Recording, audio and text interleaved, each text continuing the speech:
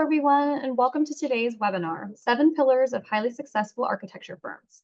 Please feel free to say hello and where you're joining from in the chat today. And as you get settled here, just a few reminders before we get started.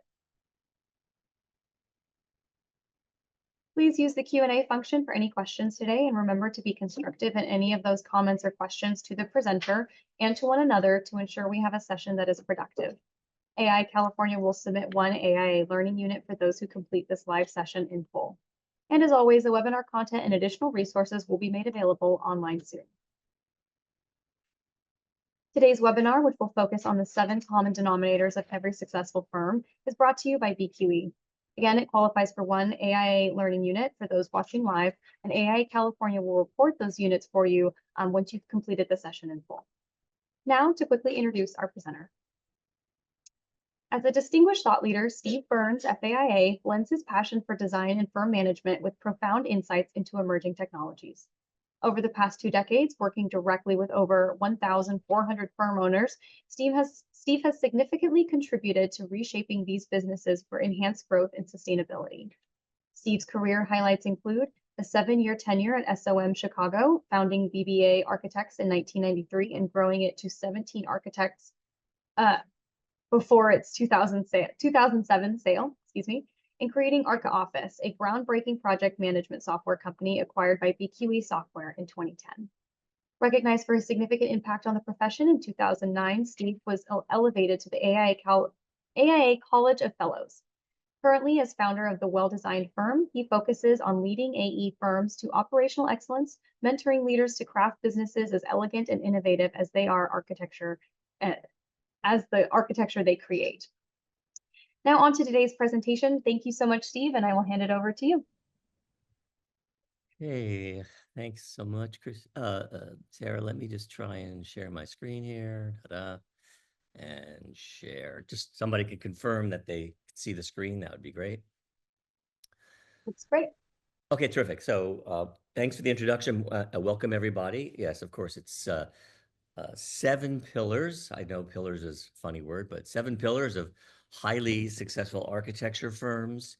And before we get started, there's a reason I have 7 and I don't have 6 or 8 pillars here today, because that's really what I wanted to do, is put myself on a pedestal, something I've been begging my wife to do for years. So there we go with that one slide. That was so much fun for me to do that. Now, yeah, we do have this, one AIA learning unit, and I know a lot of folks sometimes will come into the webinars and get distracted with other things going on in your day.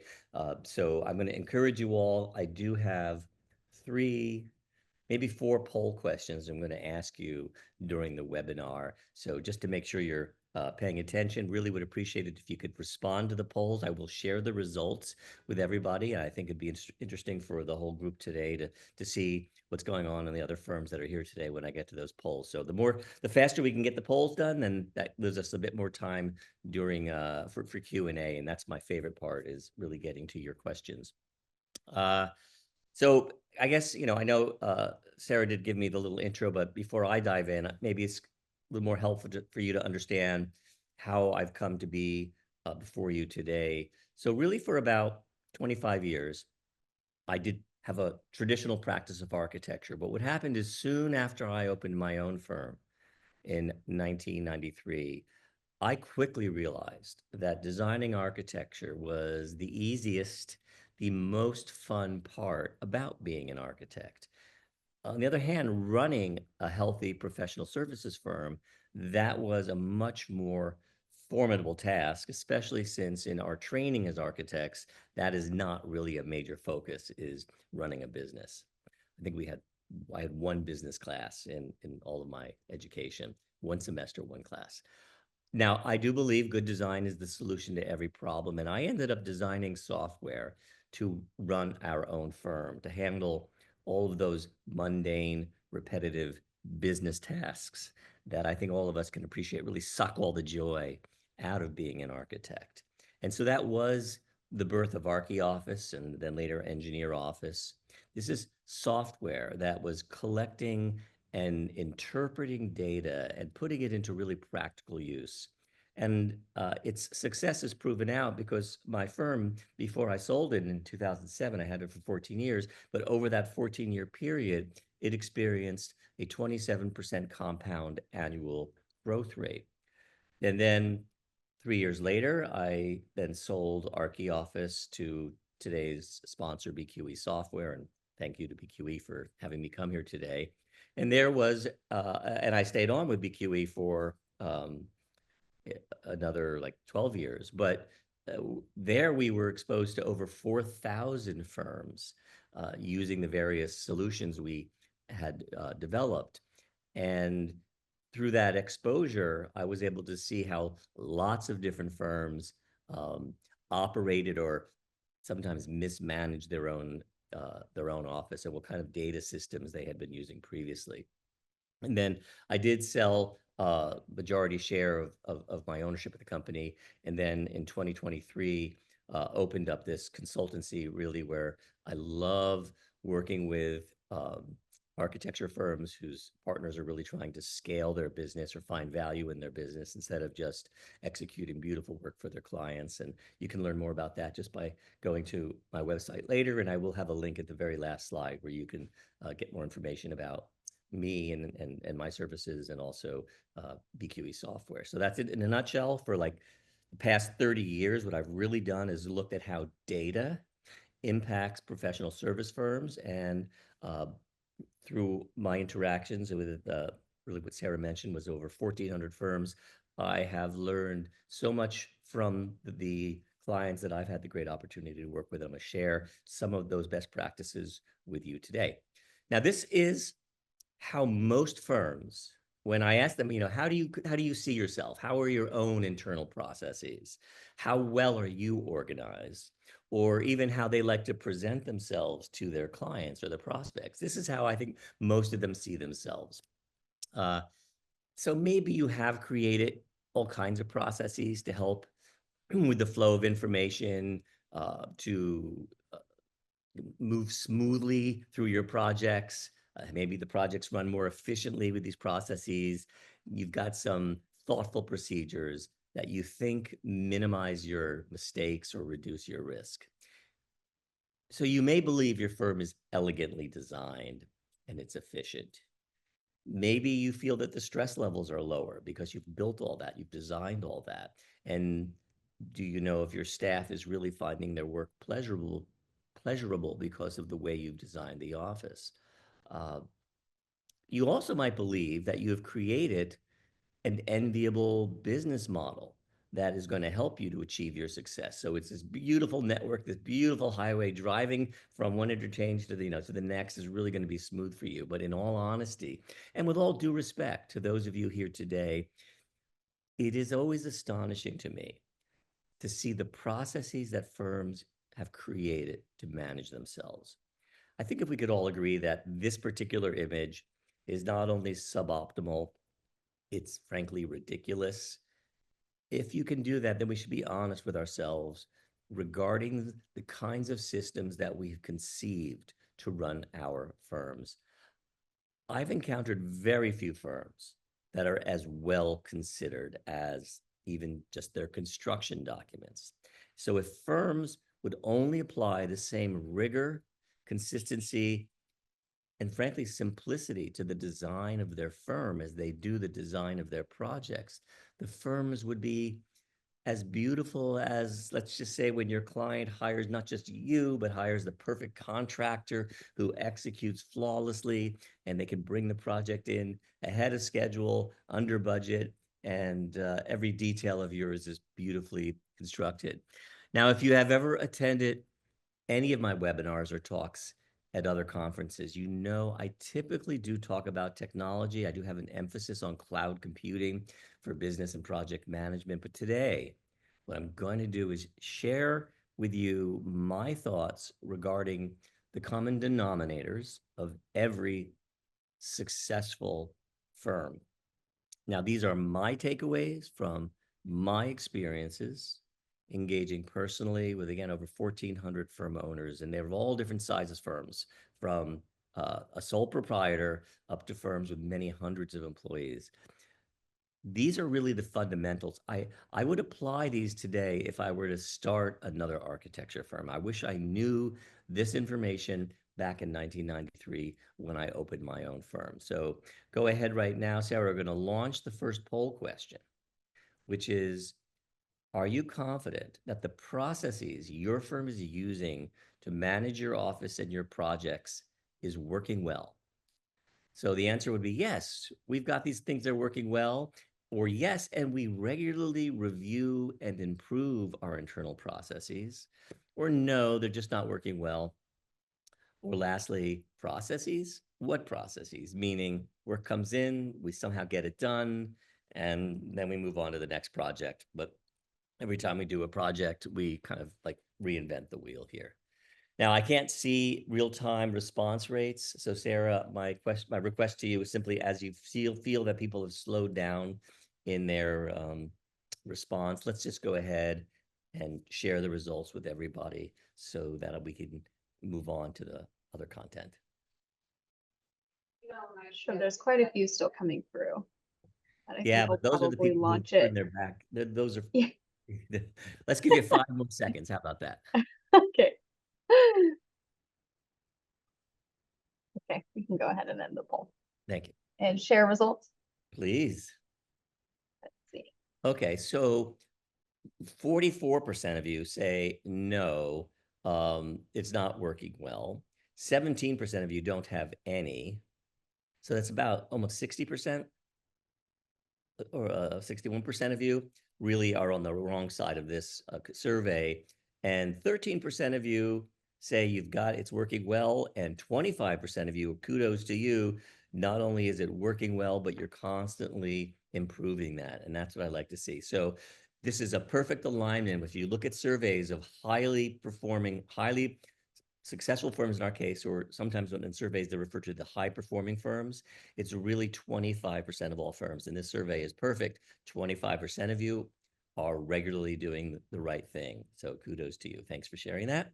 And again, before I hit the 7 pillars, I do want to take a few minutes to talk about a couple fundamentals. First is I want to just talk to you about how most firms are created. So many of you, at least 25% of you, are in firms that are well established. Maybe they have decades of developing the procedures and the processes that have allowed you to grow and to prosper. The fact that your firm has decades of history, it does demonstrate you've developed survival skills, but it doesn't really exempt you from having a firm that operates like this network of spaghetti. Because I think we probably could all appreciate even a terrible set of construction documents in the hands of a good builder could still yield that beautiful project that you've designed. Most architecture firms are created when, let's say, an architect finally decides to go out on their own. Maybe they think that they've learned all they can from their employer, or maybe they just don't feel they've been given all the opportunities or the responsibilities that they deserve. Maybe they think they are undercompensated for the amazing value that they bring. Or I think maybe they just simply wanted total control of the design and full access to the client. So whatever it is, regardless of the original motivations of the founder, what I find most firms are like supernova. They just appear without warning. And more importantly, they appear without a lot of consideration. You know, that somebody just leaves, opens up an office, hangs out that shingle, they're in business. So not a lot of preparation, but you've got your very own business now. And before you know it, you will probably have a small group of people, you know, working together, loving the opportunities this new startup provides. After all, I mean, that is why you know, what we've been trained to do, to become architects. And oh my gosh, now we got people who are willing to pay us for our talents. You're meeting with the clients, you're designing, you're doing what you always wanted to do without the interference of the boss. But suddenly you're going to run headfirst into the ugly reality of owning a business. And if you haven't read the book, The E-Myth, it's a rather substantial, famous book by Michael Gerber. I recommend If you haven't already figured how to run that business, do read that book. It's an eye opener.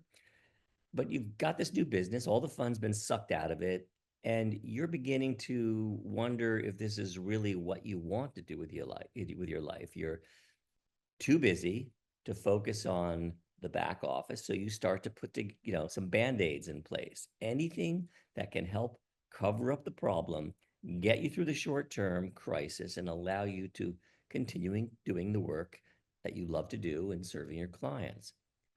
The problem that most firms encounter is they don't apply the same principles to their business that they do to their projects. They don't consider it as high a priority or a worthy investment of their time and money as they do the work for their paying clients.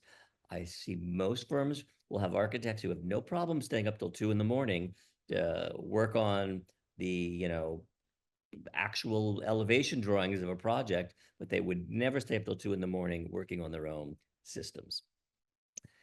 In order to achieve the status of a high performing or a highly successful firm, you need to transition from operating like just a group of professionals providing a service into a full-fledged business.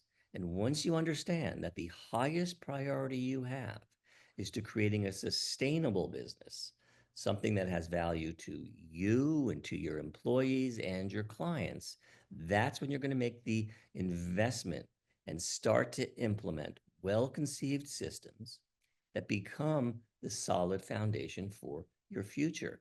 The way you design your firm is more important than any one project, since this is the launch pad for everything you do. It's what your clients are expecting you to have in place so that you perform as they expect. But as history shows us, most firms build their foundations long after they have already created the firm that it is supposed to be supporting. And as I approach this first pillar, I want to talk about two sobering statistics, and it's regarding these two important plans that I believe every successful business must have. Now, this is a surprising statistic. It comes from the AIA firm survey report. And what it tells me is 63% of firms do not have a business plan. And then I combine that with another statistic that comes from the Zweig group, which finds that firms who have a strategic plan will be on average 12% more profitable than firms without it. So if you are so profitable that you could just waste money, don't waste your time on a strategic plan. But, you can say, yeah, I'll lose 12% of our profit. It won't bother me. Then I don't have to waste time on it. But if you are you're probably the rare firm that can do that. Keep this in mind when, once again, you hear that only about 25% of all architecture firms are considered high performing. Now, I can't say this with total confidence, but I'm going to hazard a guess that each of these firms that is a high performing firm, and exactly 25% of you have told me your systems are there, it's running well, and you review them regularly, that those successful firms have both a business plan and a strategic plan. I'm going to give you this next poll question, which is, which of the following plans does your firm maintain? So if you can go ahead, Sarah, launch that, because this is a multiple choice one. I want to know from the group today, do you have a business plan and a strategic plan and a marketing plan and an operations plan, or just one of those or two of those? Or are the only plans you have the drawings that you create? And just as previously, if you can, Sarah, when you see people slowing down, let's go ahead then and share the results. Coming in pretty speedy. Yeah, So we can reach a high number here soon. because we're 20 minutes in and I haven't even hit my first my first pillar. We'll get to all 7, I promise. And I can go ahead and we Yeah, want to please. just kind of Yeah. cut it. Okay, So what do we thanks, got? guys. And full share results. So 40% of you have a business plan. 40% of you have a strategic plan. Interesting. Almost half of you have a marketing plan. You blew my mind today. That is the highest that poll question has ever gotten for me. 32% of you have an operations plan, and 37% of you have nothing there. So clearly it's a multi-select. So there's a lot of you who are redundant in those, but the 37% are the ones, once again, I think before it was 51% of you were really very unhappy with the way things are operating there. So thank you for that. I'm gonna move on. Okay. If you've got neither of those plans, I would encourage you, after today's webinar, begin to start working on these things. If your firm's got the business plan, but you don't have the strategic plan, you're going to be in good company of the 37% that we see in the survey. But we also know that most of those firms don't have the strategic plan. And it's really, in my opinion, the strategic plan that elevates firms from the ordinarily successful firms to highly successful firms. And I think people sometimes get confused as to what is the purpose of having two separate plans. In my case, my poll question had 4 plans for you. So I just want to take a look at the differences between these two important documents. And this is sort of a foundational aspect to being a business owner. I promise you, we're going to have 7 pillars for you to go through, but these are important in even getting to those pillars. So the business plan is used to provide, I think it's a structure for ideas in order to initially define your business. The foundation for a business plan is how will your services deliver what the market is seeking? And clearly, this needs to be malleable. Markets change. The economy changes. Things are going crazy right now with change. So how you fit within this uncertain and volatile landscape is the foundation of the business. So notice that the business plan is really about value. That's a market consideration. But your strategic plan is about impact. Your business plan will clearly display success through measurement of your accounting system, your financial reports, your profit and loss, or your income statement. Those kinds of things are going to let you know if our plan is in fact working from a business plan standpoint. The strategic plan provides focus, direction, and action in order to move your organization from where you are today to where you want to be in the future.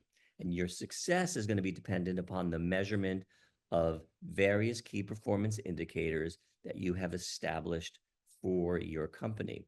So the foundation for that business plan is how well does your company fit into the needs of the marketplace, but the foundation for that strategic plan is your vision, mission, and values.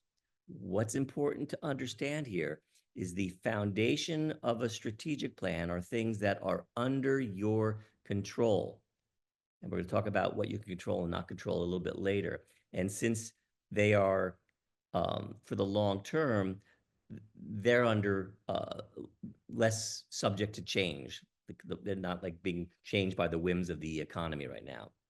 I believe every one of your business plans should be considered to be in service to your strategic plan. And since your values are the foundation of your firm, you must really consider these and have them clearly defined in a document because they ripple outward. They're able to define every other aspect of your firm.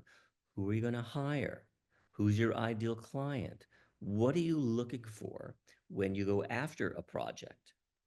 And when you look at the outcomes of these two different plans, the business plan, it utilizes processes which are operational, tactical, and they have to be subject to shifts in the market. And that's why I say your business plan needs to be malleable.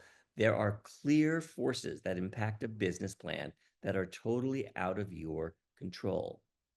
It's going to need to adjust over time as forces in the market change. And those opportunities that once helped you shape your strategic plan no longer are available. But new markets always emerge, which need to be considered and accommodated. And I am fully confident that every architect trained today has the capabilities to deliver services to any market. And then understanding the distinctions between what you can control and how you deal with it, as well as the things you can't control, it does have an enormous impact on you personally and professionally. And then lastly, looking at outcomes of the strategic plan, we see that they manifest themselves in the long term. You create the foundation, you take this journey, hopefully you enjoy the trip, and then you can relish in the outcome. And as I even just say these words aloud, I think it enforces the notion that your strategic plan, it's more philosophical or maybe poetic, and it's going to be more personally meaningful.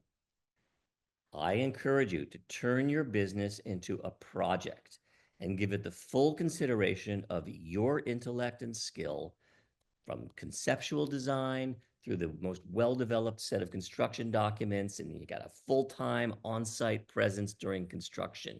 Your firm will never be able to deliver on the strategic plan, on your mission, your vision, and your values if you don't have the tools in place to manifest these things. So I have now taken you, what is 25 minutes, I think, through this tedious preamble, and I will now share pillar number one. And I made my first pillar updating your strategic plan on an annual basis. I can think of no more worthy of an exercise. It's actually the kind of thing that firms will do on a retreat, to get away from the day-to-day maelstrom that surrounds the projects, the clients, the consultants, these people we're juggling all day long. It requires total focus.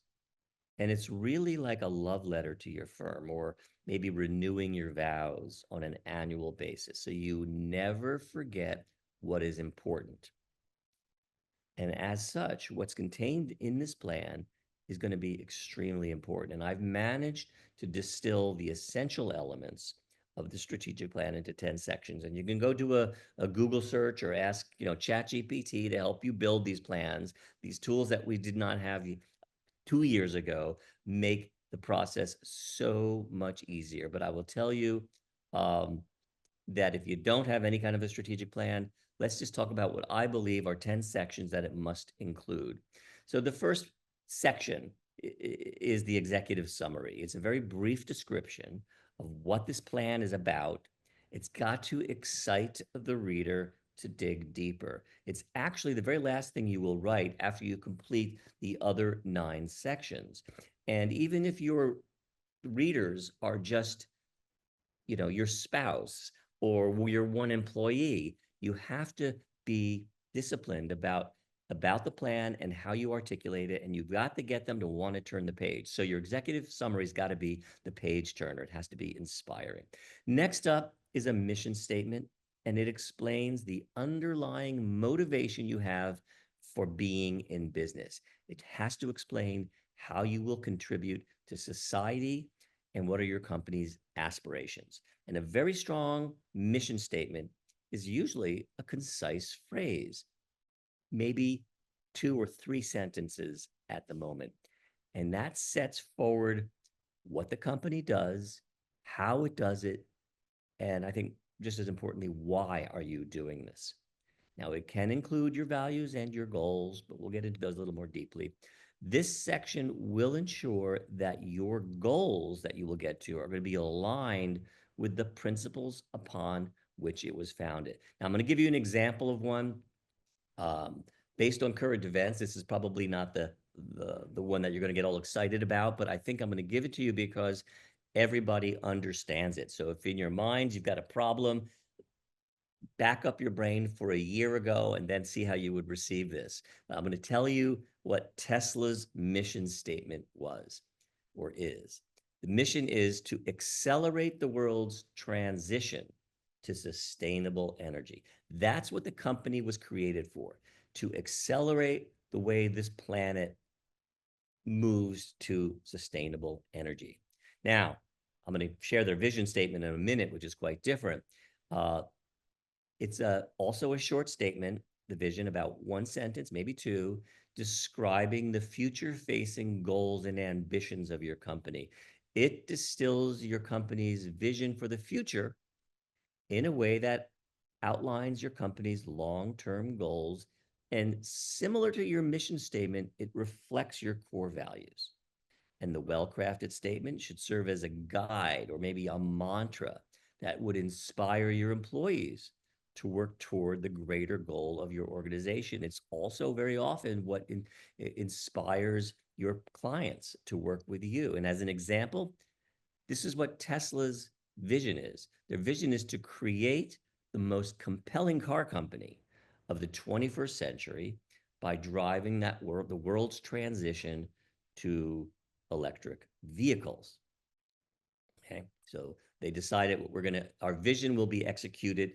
The vision to achieve our mission is going to be executed through the delivery of automobiles, and not just any automobile.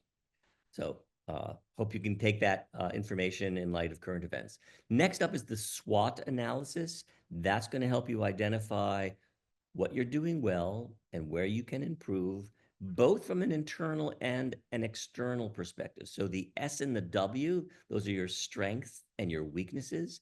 Those are your internal factors. These are the things that you can control, like who's your team, who are your team members, what kind of software do we use, where is our office, if we have an office, physically located. The O and the T, those are your opportunities and your threats. And those are external factors. These are things that you cannot control. Who are your competitors? Maybe there's some regulations in government regulations that you have to, make your job harder. Also the economic trends. You're always going to exploit your strengths and you're going to minimize your risks. And the SWOT analysis includes things like an industry analysis or a competitive analysis. What markets will you go after and why are you going after those markets? Who are your competitors and how do they operate?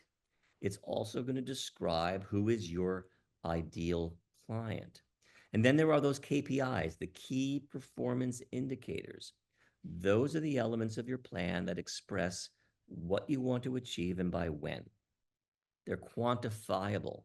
They're outcome-based statements that you can measure to determine if you are in fact on track to meeting your goals and your objectives. And you will probably have 5 to 7 KPIs that you're going to manage regularly.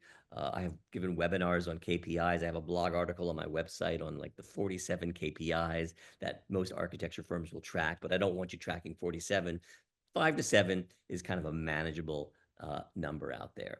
And some examples of these would be like, how many new projects did we bring in this quarter or this year? What's our revenue growth? What is our profit to earnings ratio? What's the net revenue per full-time employee? What is our company's EBITDA? What's our net promoter score? Are our employees satisfied about working at our company through employee surveys? Maybe you're on a marketing thing and you want to achieve, like, I want to write 1 blog article a week. You have to measure them, and that's the benefit of having KPIs.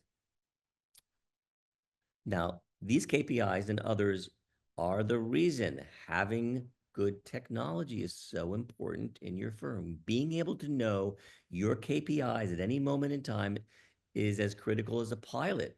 Understanding what are all the systems in their plane, and it's in order to ensure that the passengers are safe. And in our case, the passengers are your employees and your clients.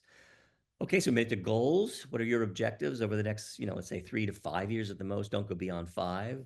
Identify where you want to go and what you need to achieve if you want to reach this goal. Your goals could be very basic things like, I want to build a new website, or a growth plan, like we want to open up a new office, or in a new location, or you're looking for a mergers and acquisitions event. Then there's the marketing plan, which apparently 45% of you, I think, have a marketing plan. That is about the strategy you're going to use to achieve your goals. It's going to include maybe what kinds of programs you're going to use. What are their objectives? Why are you even using these things? Who's going to be responsible or accountable for delivering the metrics and the timeline for achieving these goals.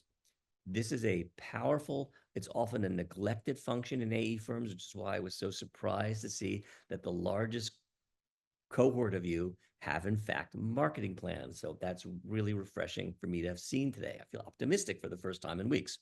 Then there's your operations plan. I think 40% of you had that. That defines the processes that need to be finished to achieve your goals. That ensures that everyone in your firm runs their day-to-day tasks as efficiently as possible. That could include introducing new software systems or building out some existing technologies. Don't put things in your operations plan that don't deliver on your goals.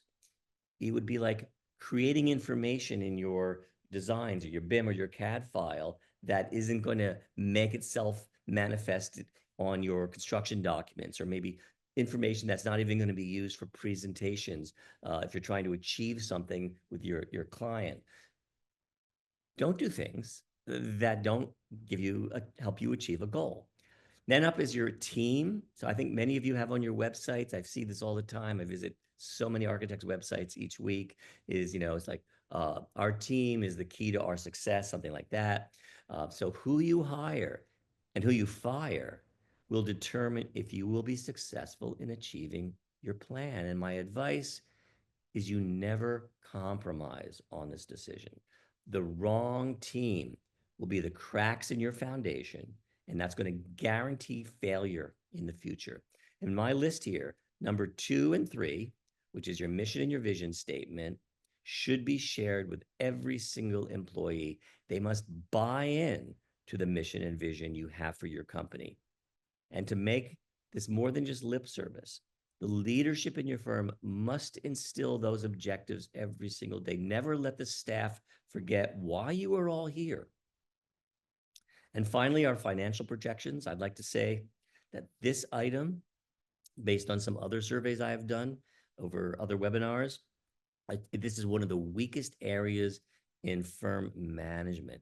Without financial projections, there's really no hope of being a highly successful firm. Now, for each of my pillars, I'm going to be providing you with a pro tip. So when it comes to your strategic plan, I suggest you actually take the financial projections extremely serious. All of those hopes and dreams cannot be manifest unless you have the financial means to execute on your plan. That's where smart financial planning software comes into play.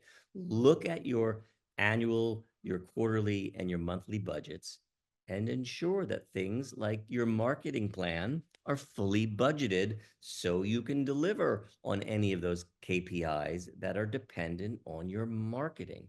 And when you have an itemized financial budget, please visit it monthly and quarterly and make adjustments as needed. Don't wait until the end of the year and then do a post-mortem on your company. You have to engage in it in real time. Things don't go as planned. What you need to do is say, where did we expect to be? Where are we now? Let's make an adjustment and constantly tweak it. Constantly tweak your financial budget to respond to what the reality was. Your mission statement is really just a bunch of words until you have the means to deliver on it. And the financial plan will allow you to manage and, more importantly, to monitor those means. So that leads me to pillar number 2, invest in technology. I think most of you are really good at doing this, especially when it comes to, CAD or BIM software. But don't limit your focus to your deliverables. Technology, as I think we all realize, it's the great leveler. Firms of all sizes have access to technology that gives them the tools that once were only available to firms with deep pockets, or could be achieved by some in-house experts or having expensive consultants. Whether it is having a magnificent responsive website or sophisticated marketing or energy modeling, cloud computing, real-time project management and accounting, my recommendation, write this number down, is your firm should be spending about 6% of your net revenue each year on improving or updating your technology. So if your firm is a typical architecture firm, let's just say you have 10 employees, I would expect you to be investing $100,000 a year in all of your technology efforts. So think about that. Take a look at what you're spending and how are you doing. And my pro tip for this particular pillar is to broaden your technology investment beyond BIM or CAD.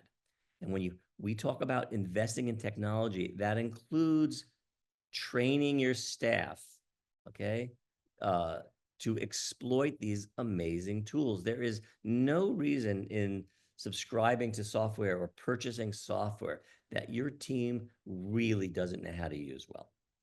Pillar number 3 relates to the concept of making your firm a project and then giving it all the same love and attention that you do for a paying client. As mentioned earlier, the design of your firm is really the most important project you get to work on.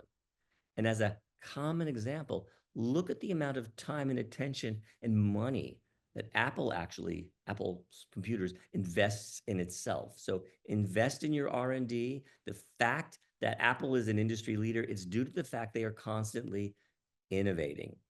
They aren't just looking at design for design's sake. They're never satisfied with the status quo. And if you stop improving your business, or stop giving the market something that's better than your competitor and actually better than you today, you will languish. You eventually will become irrelevant. And so my pro tip comes from one of my favorite quotes from Albert Einstein, which is intellectuals solve problems. It's the geniuses who prevent them. So with that in mind, regularly review your internal policies and your procedures, update these things so you learn from your mistakes. I know 25% of you responded to the first poll question, which tells me you are doing precisely this. Every mistake is a learning opportunity, but if you don't take that lesson, you're going to be doomed to repeat it.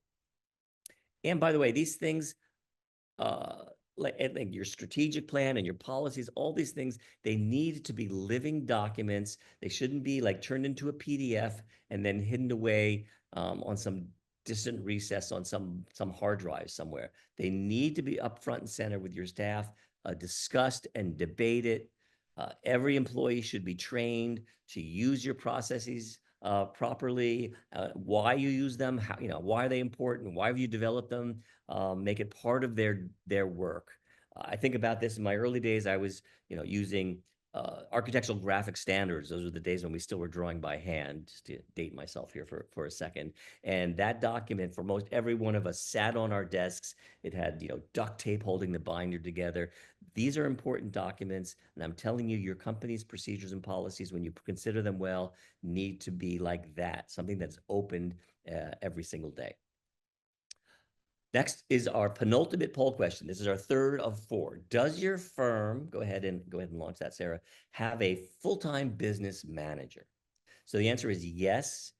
We have a full-time business manager, and in fact, they do have an advanced degree, like a business degree. Or yes, they're a professional, but their professional degree is not anything to do with business.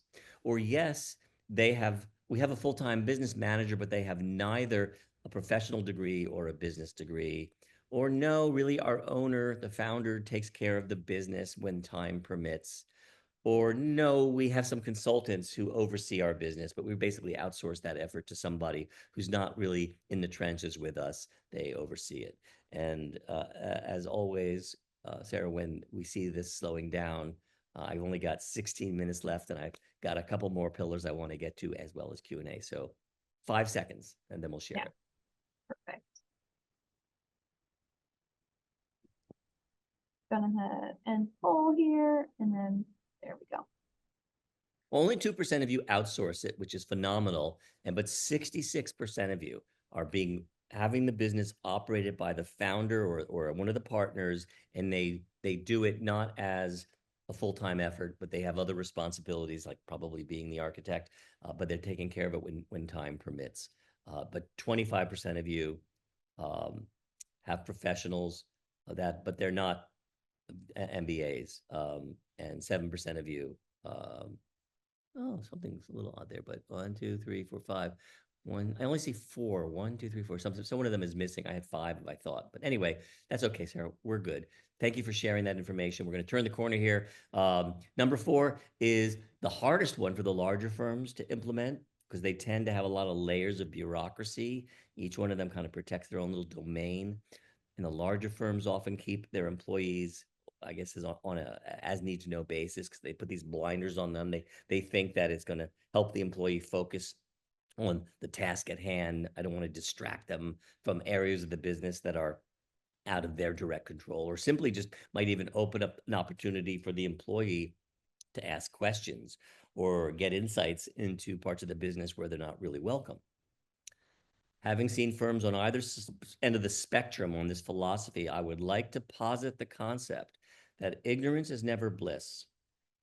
And I guess I'm looking forward to comments during the Q&A that might challenge my approach, but let's just pretend for a moment you're a teacher. Maybe you're in front of a group of 4th graders, or at the other end, leading a discussion course in a graduate program. Would you rather have a classroom that's filled with students who have only an understanding of what you've taught them so far? Or would you prefer to have a class filled with students who've prepared for the day's lesson? Or how would you like to have a small number of enterprising students that have taken upon themselves to complete the entire semester's syllabus in advance? So which classroom do you think will have more engaging and productive discussions? Yes, the first instance, you'll have a class filled with students who might be inquisitive and they'll ask you lots of easy questions. In the second case, you're going to have students who are prepared to discuss the topic with more confidence, maybe even contribute their own insights. But in the last case, you're going to have some real challenges from students who are now equipped with more knowledge. They'll have many more interesting questions. They can help excite and inspire the class as a whole. Now, this is a rhetorical question I'm giving you today, but I believe the more information people know, the better off society is. Great things happen when more people have access to more information than when few people, the ones in power, have access. And that applies to every aspect of life. It's no less relevant in your business. So while I think your intentions are generally honest, share with your staff, with your clients and your consultants as much as you know. Share your ideas. You will undoubtedly see resistance, but every idea that is challenged will get stronger when it has more minds behind it. And my pro tip for this is really to use technology to share information, to share those KPIs that drive your firm. So for example, if you have an expectation of an employee that you want them to have an 85% utilization rate, by the time you sit down with them for your next performance review, give them the tools to monitor this. If you believe a project should have a 25% profit margin, make sure all members of the team can see where that project is at any moment in time. If I know the performance metrics that will be considered making our firm successful, I'm going to want to be the most valuable player. So invest in technology that allows you to define the KPIs that your firm considers important. Make sure your staff understands those KPIs and what they mean and why they are important. And then you give them the tools that allow them to monitor these and become participants or contributors to your success. This is when they really feel like they are part of the team. That's when they're going to wear your company logo and, when you're on their hat or their t-shirt with really great pride because they feel like they're actually a really part of the team. I think I might run the risk of beating a dead horse, but pillar number 5 is probably something that should be engraved over the door of every firm. It is so obvious, but it's also so ignored. There are really 2 things you should take away from this slide. First, every decision you make needs to be put in the context of the firm. Every decision you make should have the best outcome for your firm. And yes, in most cases, I would expect what is good for the client is also good for your firm, but there's going to be situations where these might conflict. I encourage you, speak with your attorney when you feel like this might be a problem, but there is really no sense in putting your business at risk for the benefit alone of a client. And my second and last point regarding this particular pillar is you need to apply what I call a business thinking mindset. That means you need to ask more strategic questions and improve your strategic thinking skills, your analytical or communication or problem solving skills, your planning and your management skills. To do this, ask strategic questions, spend more time observing and then reflecting on what you've observed, consider opposing ideas, don't react against them, but really absorb them, and embrace some formal training that might need to help fill in the gaps for you. You may be a design professional. The skill may be why your client hired you, but they signed a contract with the business, not with you as an individual. So that is what needs to ultimately deliver. My pro tip for number 5 is, oddly, the footing below your firm's foundation. That footing is composed, unfortunately or fortunately, of money. Without money, none of this is possible. Every decision needs to protect that footing. So everything that you've built to support your business and your strategic plan is protected from crumbling. It's all about the money. It's an ugly reality. Money yields power. So how you'll use your money determines your power. So make some very good choices with your money. I am very fond of reminding firms that every dollar you spend should be considered an investment. And your biggest expense is typically your payroll. My hope and expectation is that everyone on your payroll is someone that you have invested in with the expectation that they will stay with you for a long time so that you can continue to make money from them. I can't tell you the number of firms whose data I look at where I find employees who actually are not good investments. Just, they might offer other kinds of contributions, but they are actually negative investments.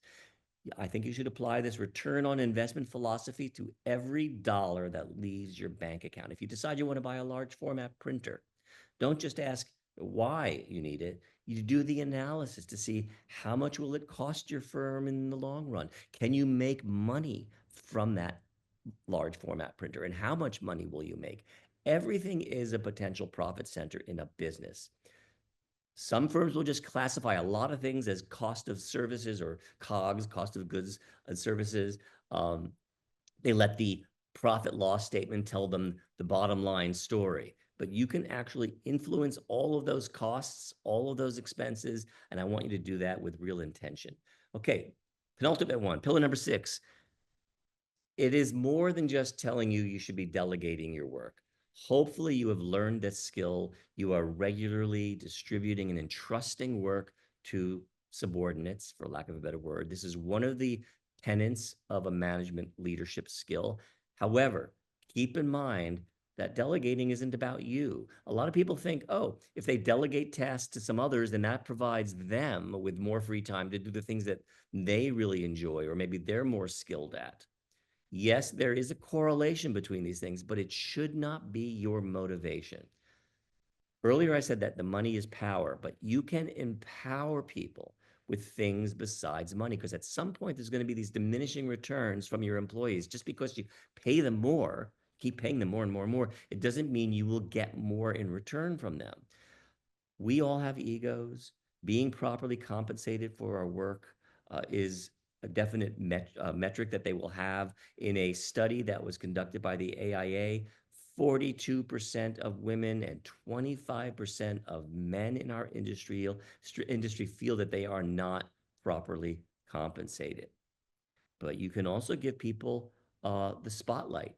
People love to feel appreciated, respected, and acknowledged. And firms that do this well have the longest tenure rates for their staff, and they get the best work from them.